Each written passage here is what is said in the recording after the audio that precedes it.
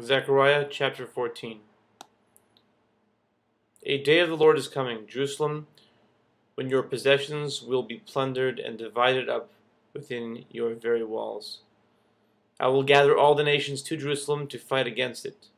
The city will be captured, the houses ransacked, and the women raped. Half of the city will go into exile, but the rest of the people will not be taken from the city. Then the Lord will go out and fight against those nations as he fights on a day of battle.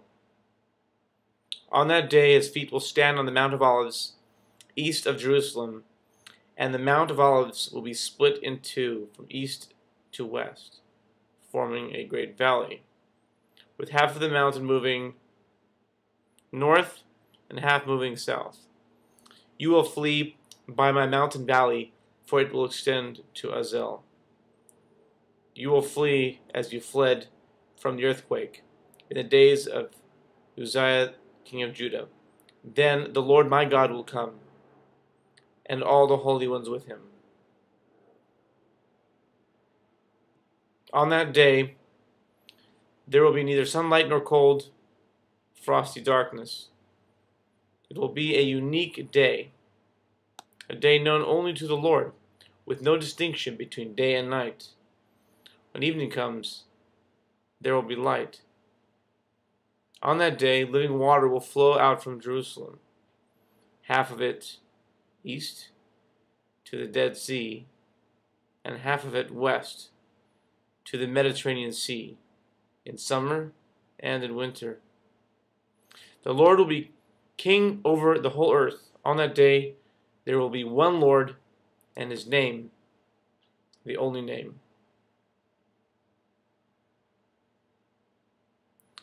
The whole land, from Giva to Rimmon, south of Jerusalem, will become like the Arava, but Jerusalem will be raised up high, from the Benjamin gate to the site of the first gate, to the corner gate, and from the tower of Hananel to the royal wine presses, and will remain in its place.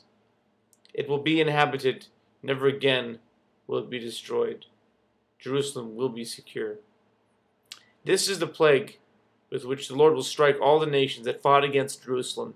Their flesh will rot while they are still standing on their feet. Their eyes will rot in their sockets, and their tongues will rot in their mouths. On that day people will be stricken by the Lord with great panic. They will seize each other by the hand and attack one another. Judah too will fight at Jerusalem.